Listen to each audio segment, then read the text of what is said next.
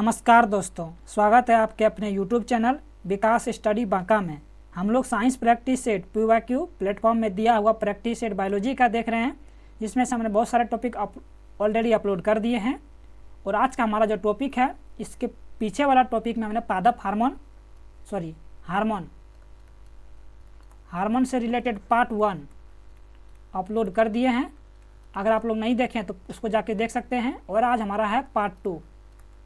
इसमें पार्ट 1 में जो भी प्रश्न करवाएं और जो बच गया था वो पार्ट 2 में करवाएंगे। और आज हमारा हार्मोन से रिलेटेड जितने भी प्रश्न पूछे गए हैं अभी तक सारे के सारे समाप्त कर देंगे। तो चलिए देखते हैं आज का पहला प्रश्न क्या है। आज का हमारा पहला प्रश्न क्या है कि बालों का रंग डैश के कारण होता है। बालों का जो रंग डैश किसके कारण होता है, वो होता जाके आपका मेलेनिन के कारण बालों का रंग। तो डी इसका राइट आंसर होगा। अगला है कि कौन सा हार्मोन रक्त शर्करा को बहुत कम होने से बचाता है। तो वो बचाता है जाकर के आपका ऑप्शन नंबर सी, ग्लूकागन। तो सी इसका राइट आंसर होगा। अगला प्रश्न क्या है कि आपातकालीन स्थिति के दौरान कौन सा हार्मोन उत्सर्जित होता है। तो वो होता जाके आपका एड्रेनलिन के कारण। तो सी इसका राइट आंसर होगा। अगला कि निम्नलिखित में से कौन सा हार्मोन बच्चे के जन्म के बाद दूध बनने की प्रक्रिया को उत्तेजित करता है। वो करता है जाकर के आपका प्रोलैक्टिन हार्मोन। तो सी इसका राइट आंसर होगा। अगला प्रश्न क्या है कि एंजाइम क्या है। एंजाइम क्या है। एंजाइम वे जटिल जैविक पदार्थों को सरल अणुओं में परिवर्तित करते हैं, यही आपका एंजाइम है। तो बी इसका राइट आंसर होगा। अगला कि हार्मोन थायरोक्सिन को सामान्यतः डैश कहा जाता है। हार्मोन थायरोक्सिन को सामान्यतः T4 कहा जाता है। तो सी इसका राइट आंसर होगा। अगला प्रश्न क्या है कि अस्थि मज्जा में मौजूद कौन सा हार्मोन आरबीसी उत्पादन को बढ़ावा देता है। वो देता है आपका एरिथ्रोपोइटिन। एरिथ्रोपोइटिन के कारण आरबीसी उत्पादन को बढ़ावा देता है अस्थि मज्जा में। तो ए इसका राइट आंसर होगा।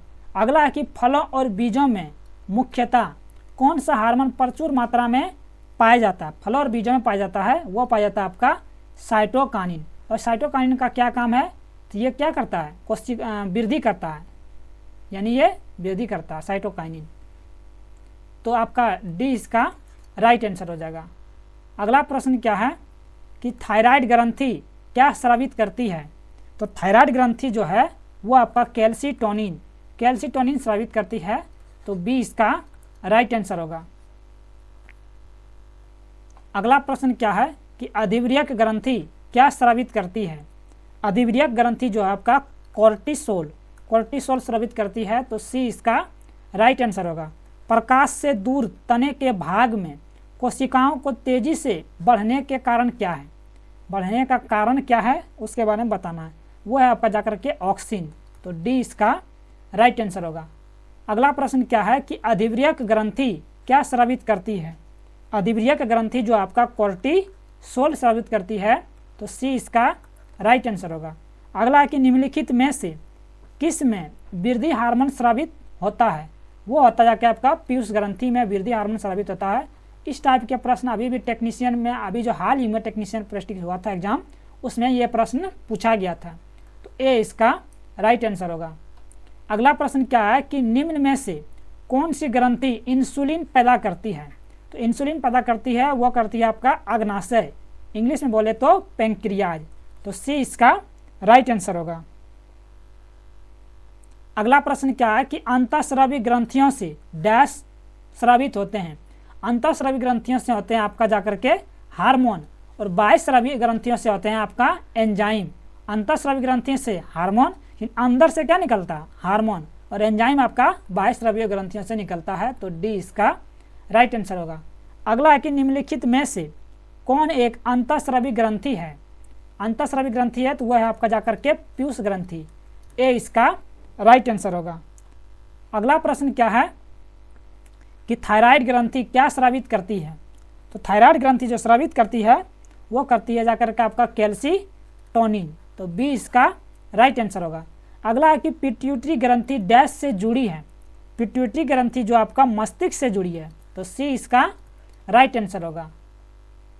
अगला प्रश्न आपका क्या है कि ओव्यूलेशन प्रक्रिया शुरू करने के लिए पिट्यूटरी द्वारा निम्नलिखित में से किस हार्मोन को स्रावित किया जाता है? ओव्यूलेशन के द्वारा वो करते हैं हम लोग ल्यूटिनाइजिंग हार्मोन, ल्यूटिनाइजिंग हार्मोन करते हैं, तो डी इसका राइट आंसर होगा। अगला प्रश्न है कि इंसुलिन हार्मोन का स्रावन डैश से होता है?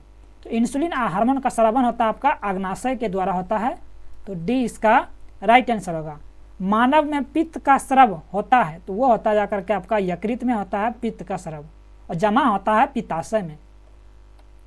अगला प्रश्न है कि इनमें से किसे मानव शरीर की मास्टर ग्रंथि कहा जाता है? तो वो आपका पीयूष ग्रंथि या पिट्यूटरी ग्रंथि को कहते हैं, तो सी इसका राइट आंसर होगा। अगला प्रश्न है कि RUBP एंजाइम क्या है? RUBP एंजाइम क्या है? तो वह है जाके आपका प्रकाश संश्लेषण के लिए एग्जाम में RUBP एंजाइम जरूरी है, तो प्रकाश संश्लेषण के लिए जरूरी है, ये इसका राइट आंसर होगा। अगला प्रश्न है कि वह ग्रंथि जो एंजाइम और हार्मोन दोनों स्रावित करती है वो कौन सा करती है? तो वो करती है जाके आपका पेंक्रियाज। क्या करती है? पेंक्रियाज। ये एंजाइम भी श्रवण करती है और हार्मोन भी श्रवण करती है, तो सी इसका राइट आंसर होगा। अगला है कि मनुष्य के गर्भाशय द्वारा स्रावित हार्मोन कौन सा है? तो वो है आपका जाकर के एस्ट्रोजन हार्मोन है, तो सी इसका राइट आंसर होगा। अगला प्रश्न देख सकते हैं, आपको ये मिलान करना है, मिलान करके बताना कि कौन सा कथन सत्य होगा। पहला है कि आपका एड्रीनेलिन हार्मोन, तो एड्रीनेलिन हार्मोन आपका गुस्सा, डर और खतरा इसके बारे में ये बताता है। अगला है कि एस्ट्रोजन हार्मोन, तो एस्ट्रोजन हार्मोन आपका कहाँ होता है? मादा में होता है।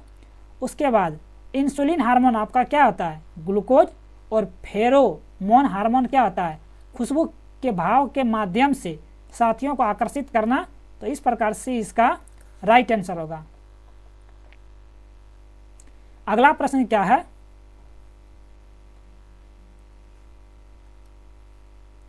कि एक हार्मोन की अल्पता मधुमेह विकार करती है, कौन सी हार्मोन ग्रंथि इस हार्मोन को स्रावित करती है? तो वो करती है आपका जाकर के अग्नाशय, अग्नाशय करती है, तो सी इसका राइट आंसर होगा। अगला प्रश्न है कि प्रशिक्षित कुत्तों द्वारा लोगों की खोज करना पैरों के पसीने के निम्नलिखित में से किस यौगिक की पहचान पर आधारित है?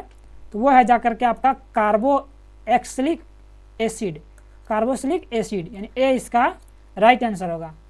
अगला प्रश्न है कि विटामिन डी को भी एक हार्मोन क्यों माना जाता है? विटामिन पूछेगा कि कौन सा विटामिन को हार्मोन कहा जाता है, तो वो कहते हैं विटामिन डी को। लेकिन क्यों कहते हैं? क्योंकि यह गुर्दे से उत्पादित होता है और रक्त में कैल्शियम के स्तरों का अनुरक्षण करने में सहायता करता है, इसलिए विटामिन डी को हार्मोन माना जाता है, तो सी इसका राइट आंसर होगा। अगला प्रश्न क्या है? पादप श्वसन के लिए कौन सा कथन आपका सत्य है? पादप श्वसन के लिए कौन सा कथन सत्य है? यह रंध्र और लेंटिसिल पादपों में गैसों के आदान प्रदान के अंग हैं, तो सी इसका राइट आंसर होगा। अगला प्रश्न क्या है कि शरीर की सबसे बड़ी ग्रंथि यकृत निम्न में से एक कार्य के लिए उत्तरदायी नहीं है, कौन सा इसमें जो है यकृत कार्य नहीं करता है? तो वह पित्ताशय को सुरक्षा देता है, ये गलत करता है। पित्ताशय उत्पादित करता है लेकिन सुरक्षा नहीं देता है। अगला कि शरीर से कुछ अवशिष्ट पदार्थों को हटाता है, ये सत्य है। ग्लाइकोजन को भंडारित करता है, ये भी सत्य है। और बाइल बनाता है, यानी कि ये भी आपका सत्य है। तीनों कथन आपका क्या है?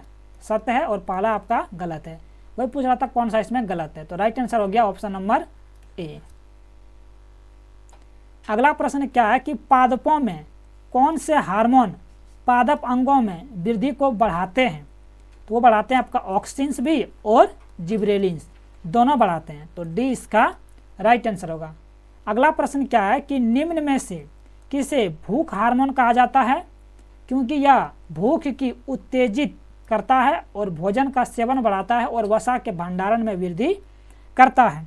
वो करता है आपका घ्रेलिन। क्या करता है? घ्रेलिन, तो डी इसका राइट आंसर हो जाएगा। अगला प्रश्न क्या है वो बताना है कि निम्नलिखित में से कौन सा कथन आपका सही है, उसके बारे में आपको बताना है। तो यह क्या है कि प्रत्येक प्रोटीन के लिए एक अवशिष्ट जीन होता है, यही आपका क्या है? सत्य है, सत्य बताना था, तो सी इसका राइट आंसर हो जाएगा।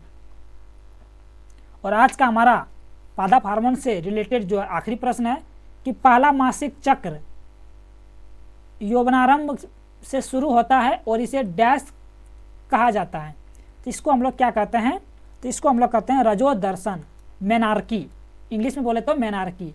तो ये इसका राइट आंसर होगा।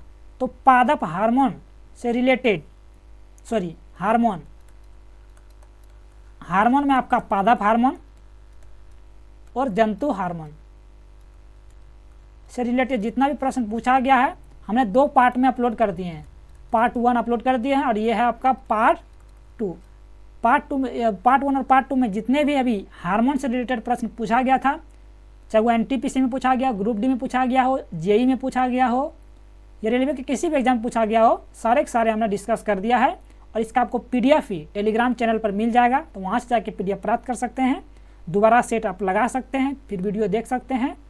और ये सेशन आपको आने वाले आगामी रेलवे के एग्ज़ाम के लिए काफ़ी हेल्पफुल होगा, तो आप लोग पूरा वीडियो देखें और अपने दोस्तों के साथ भी शेयर करें। तो मिलते हैं, अगला जो हमारा टॉपिक होगा वो होगा जाकर के जेनेटिक्स। तो मिलते हैं जेनेटिक्स के साथ या अनुवांशिकी के साथ, तब तक के लिए जय हिंद।